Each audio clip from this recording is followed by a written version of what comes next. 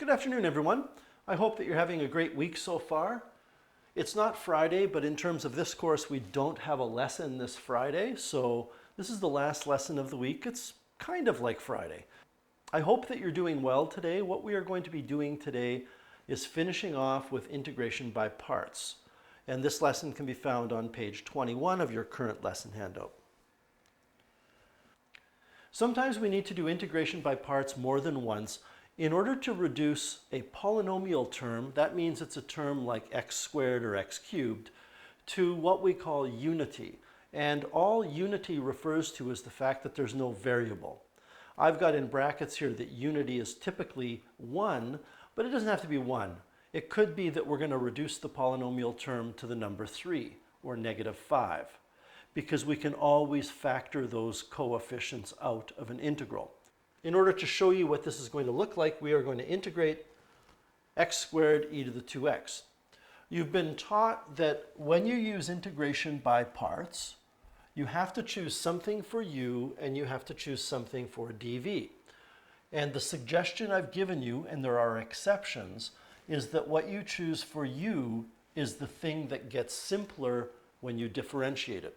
So if we choose x squared as u, then du is 2x dx. And 2x dx is simpler than x squared. The reason it's simpler than x squared is the exponent on the variable in 2x dx is 1. It's less complicated. If we choose x squared as being u, then everything else, which is e to the 2x dx, is dv. And we need to anti-differentiate dv to get v because we're going to need it in our integration formula. The antiderivative of e to the 2x will be 1/2 e to the 2x. Don't forget that the integral formula is the integral of u dv equals uv minus the integral of v du. This is the formula that we apply whenever we are using integration by parts.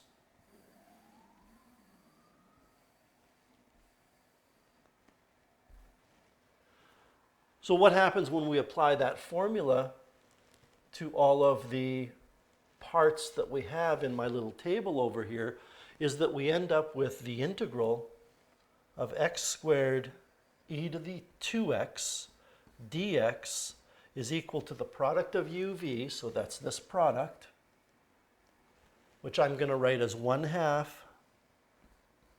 x squared e to the 2x minus the integral of the product of these two.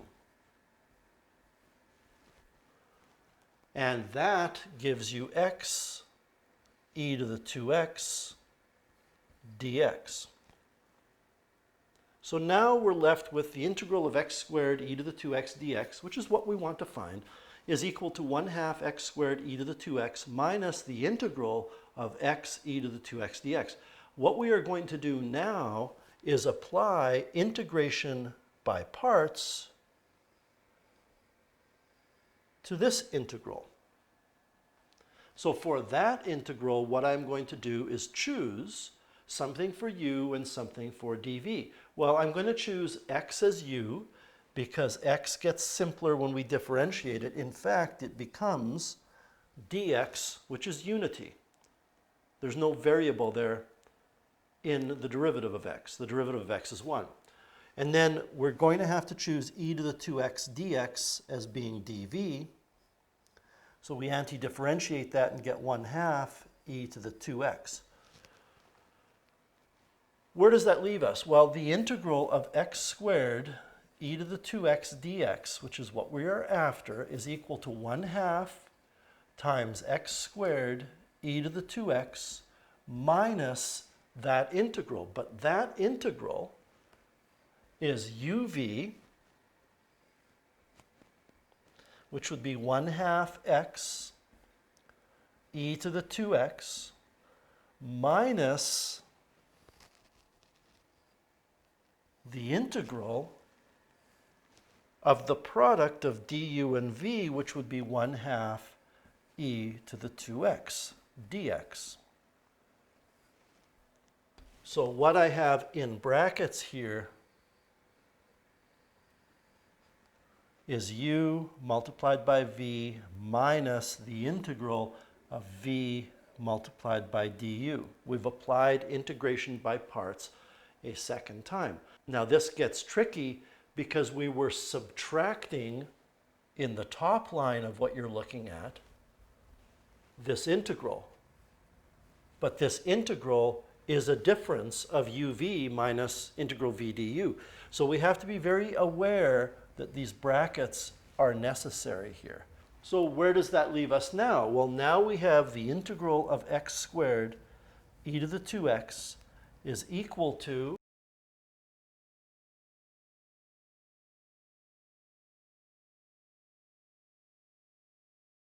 I have 1/2 x squared e to the 2x.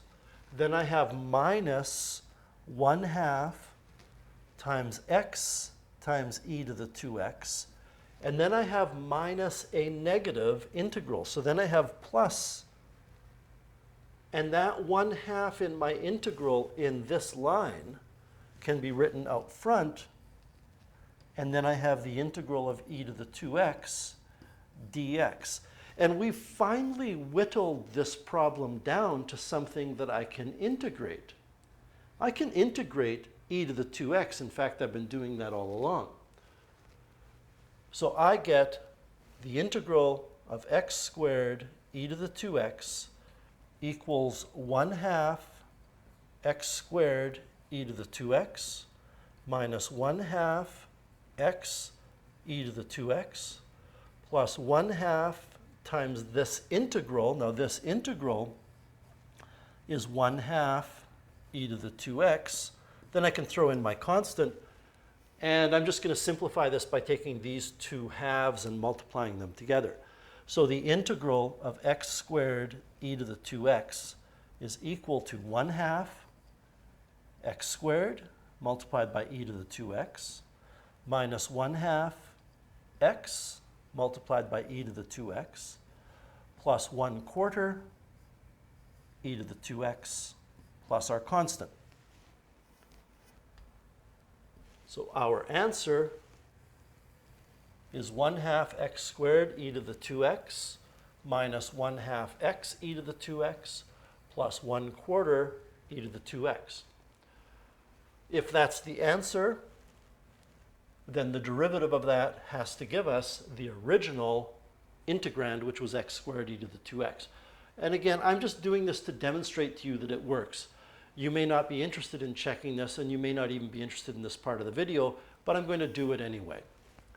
So if I differentiate the highlighted thing, I'm going to have to use a product rule here, and I'm going to have to use a product rule here. So the derivative with respect to x of my answer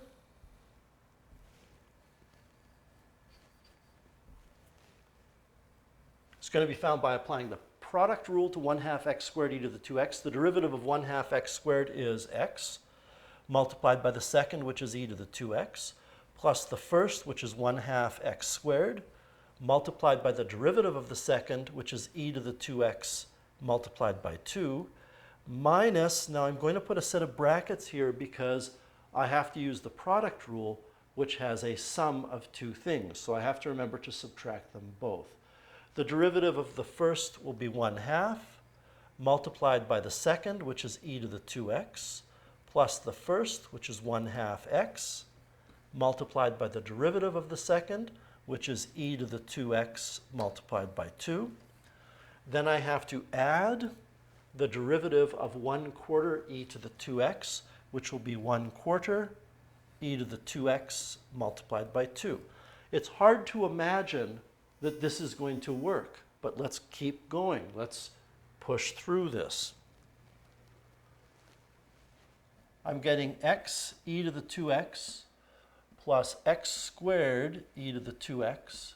Then I have minus 1/2 e to the 2x. And I have minus x e to the 2x. and then I have plus 1/2 e to the 2x. So we have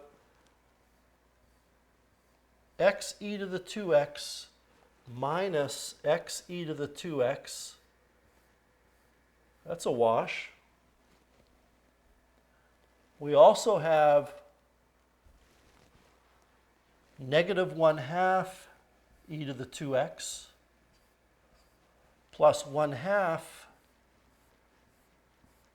e to the 2x. That also reduces to 0. So what we have left is x squared e to the 2x, and x squared e to the 2x was the original integrand. And what that means is what we thought was our answer is our answer. The thing that is highlighted in yellow is the answer to this question. Now that is an awful lot of work. A fellow by the name of Jamie Escalante, who was a math teacher in the 70s and 80s, came up with a shortcut. Sometimes it's called the Tic-Tac-Toe Method, and it can be used whenever you are going to be reducing part of the integrand down to unity, like our previous example. So let me show you what it looks like. We're going to integrate the exact same thing that we did in example 5, but this time we're going to use Escalante's method. So the first thing you do is you make a table that's going to have 3 columns. In the first column you will put plus, then minus, then plus, then minus, and you will continue doing this as many times as is necessary. In the second column, you are going to put the part that will get simpler when you differentiate it. So it will be x squared. In the third column, you will put the other part. We don't worry about the dx in this method. So you have 3 columns. One of them is a sign column. One of them is a column to differentiate. One of them is a column to integrate. And what you do is you start off with the term that you're going to differentiate, and you differentiate it until you get to 0. So the derivative of x squared is 2x, the derivative of 2x is 2, the derivative of 2 is 0. And now we integrate in the third column. So the antiderivative or integral of e to the 2x is 1/2 e to the 2x. The antiderivative of that is 1/4 e to the 2x. And the antiderivative of that is 1/8 e to the 2x. So we didn't need this last positive sign on the bottom because you always want to go until you reach 0. And the integral, the answer, can be read off of this table. There are going to be 3 terms to the answer. And what I'm highlighting are each of the 3 terms. So when I read these, I get, for the first one, positive multiplied by x squared multiplied by 1/2 e to the 2x, which gives me 1/2 x squared e to the 2x. My second term is negative multiplied by 2x multiplied by 1/4 e to the 2x. 2 times 1/4 is 1/2, so we end up with negative 1/2 x e to the 2x. And my last term is positive 2 times 1/8, which would be 1/4. And then I have my e to the 2x. Of course, you have plus your constant. So we get 1/2 x squared e to the 2x minus 1/2 x e to the 2x plus 1/4 e to the 2x. And if we were to take a look at what we got when we did it the long way, we have 1/2 x squared e to the 2x minus 1/2 x e to the 2x plus 1/4 e to the 2x. So we get the same answer without doing all of this work, by the way. It's a very brilliant method. So if I gave you the task of finding the integral of x to the 4 e to the 2x, and you had to do integration by parts 4 times, you would go a little bit crazy. So we're going to integrate this using Escalante's method. So we build 3 columns. We have the sign, we have the thing that we want to differentiate, and the thing that we want to integrate. So the thing we want to differentiate is x to the 4. I'm going to go ahead and fill in this column first so I know how many rows I'm going to have to put for the sign. 4x cubed, 12x squared, 24x, 24, and then 0. So we have to go to 0. We will have positive, negative, positive, negative, positive, negative. Then we put our e to the 2x here, and we start anti-differentiating it.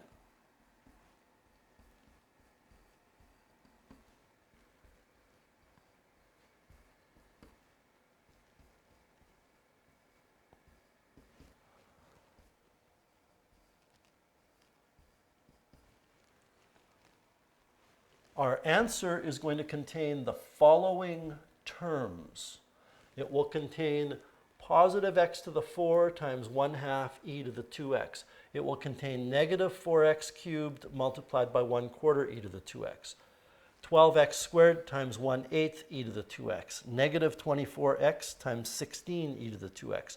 And 24 multiplied by 1/32 e to the 2x. So this integral, the integral of x to the 4 e to the 2x, is going to be equal to 1/2 x to the 4 e to the 2x minus x cubed e to the 2x plus 12 over 8 reduces to 3 over 2.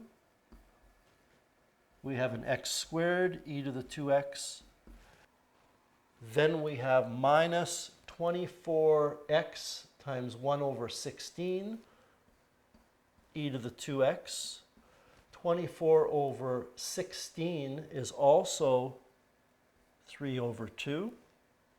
Then we finally have plus 24 over 32 e to the 2x. And 24 over 32, I believe, reduces to 3 over 4. Then we have our constant. If you had to differentiate this without that trick,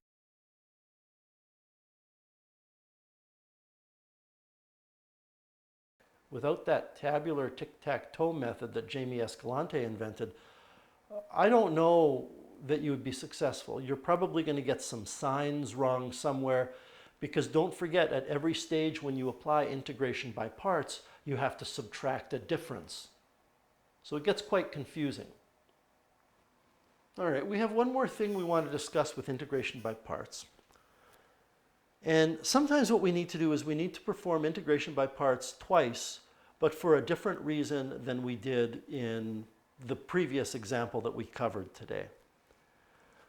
And the final question on your final assessment in this course is going to use what's going on in the next example.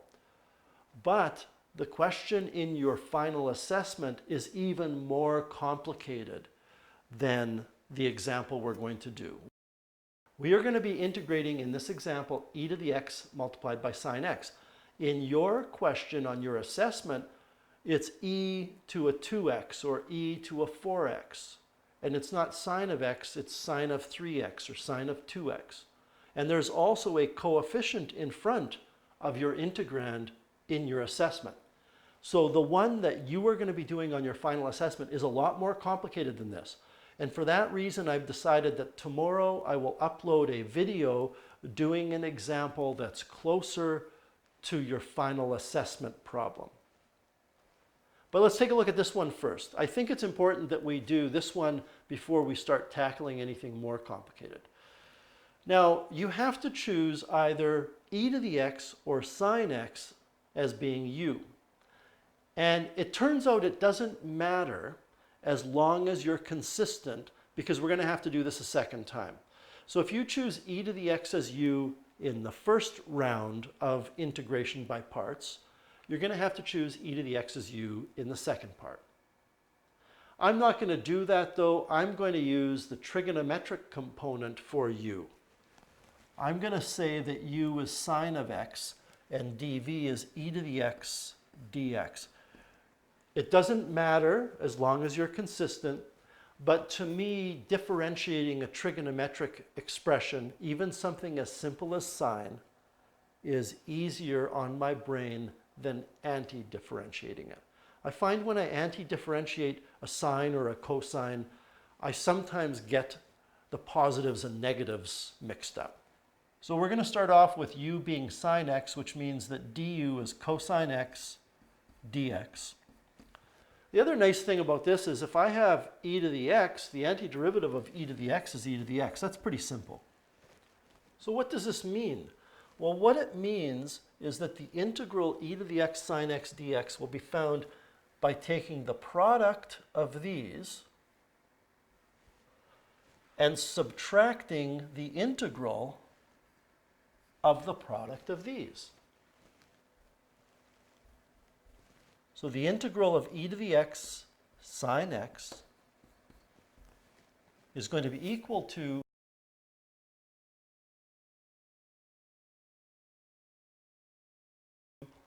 e to the x sine x minus the integral. Don't forget it's minus the integral in here. It's not a product. It's minus the integral of the product.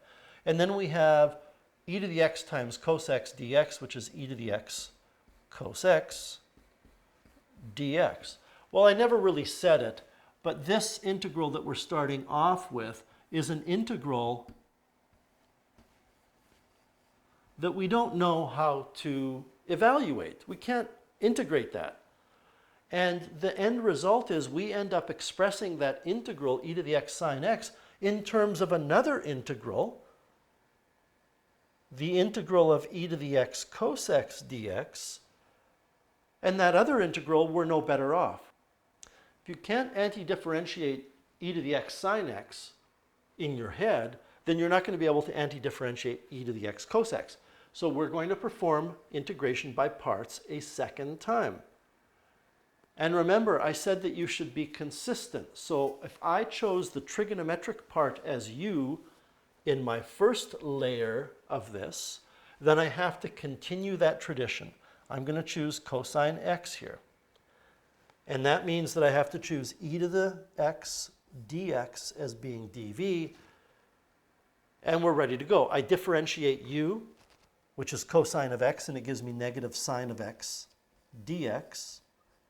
I anti-differentiate e to the x dx, and that gives me e to the x, which means that I now have the integral of e to the x sine x is equal to e to the x sine x minus, now this is minus uv minus integral v du.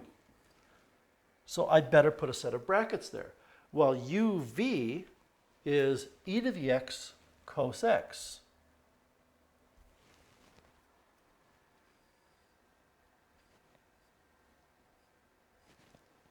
And then we're going to have to subtract as well the integral of the product of these two.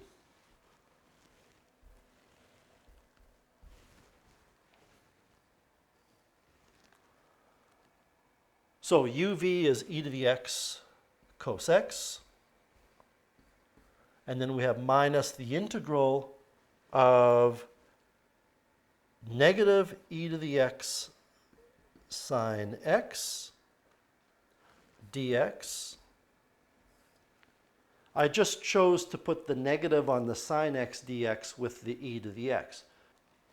All right, so now what we have is the integral of e to the x sine x dx is equal to e to the x sine x. Now we're going to have to be very careful here with our negatives, because this negative that's out in front is a negative around this set of brackets. So it needs to be applied to everything inside of the brackets. So I have minus e to the x cos x. And then it gets confusing because inside of the set of brackets that we're subtracting, you have subtraction of an integral with a negative integrand. So if I take that negative in front of the e to the x and I factor it out, I can cancel that negative in front of the integral, and the result is inside of the brackets I have plus the integral of e to the x sine x. But I'm subtracting everything inside of the brackets because of the yellow negative sign on the outside. In other words, those three negatives are going to create a subtraction sign. And then we have minus the integral of e to the x sine x dx. And then if you're like me the first time you saw this, you kind of go, well, I must have screwed up somewhere, because this piece at the end, this integral of e to the x sine x dx, is in fact what we were trying to find. Right? This is the original problem here. We are trying to determine the integral of e to the x sine x dx. Well, this is very interesting because in order for you to figure out what the integral of e to the x sine x dx is, we never actually anti-differentiate e to the x sine x dx. Let me show you what I mean. I can rewrite this as my answer. The thing I've highlighted in yellow is our answer. It's what we're trying to find. Is equal to e to the x sine x minus e to the x cos x minus my answer. So if I add the answer on the right to the left-hand side, I get 2 multiplied by the thing I'm trying to find equals e to the x sine x minus e to the x cos x, which means that my answer,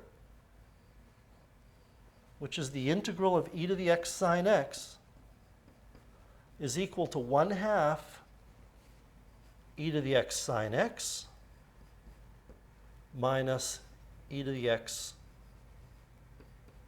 cos x, plus your obligatory constant. So the answer to the question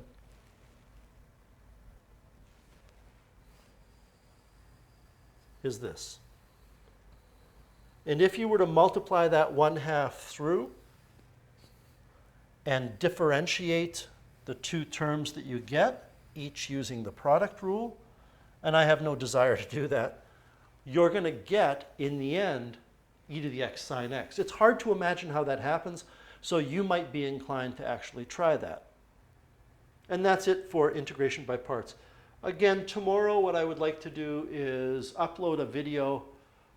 I will make up an integral that is closer to what you're doing on the assignment. Maybe we'll do something like the integral of 7/3 e to the 4x cosine 3x, to show you how you're going to end up solving that final problem. I believe it's question 6b on your final assessment. So I'll do that tomorrow. I'll make a video tonight of that and then upload it for you so you can check out how to do that final example. So on page 31 are a number of integrals that can be solved by using integration by parts. I gave you some numbers from Monday's lesson. The numbers that you can add to the list of things you should know how to do now are 15 through 19, 25, 29, 32, 33, and 41. Anything else on there, you can feel free to try, but they would be considered difficult problems, challenge problems. Anyway, that's it for the day, and that's it for the week. I will be available tomorrow for extra help during the first part of period 4. And as always, if you ever need any help, try to get a hold of me and I will get back to you as soon as I can. Have a wonderful rest of the day, and if I don't talk to you before Friday, have a great weekend. Take care.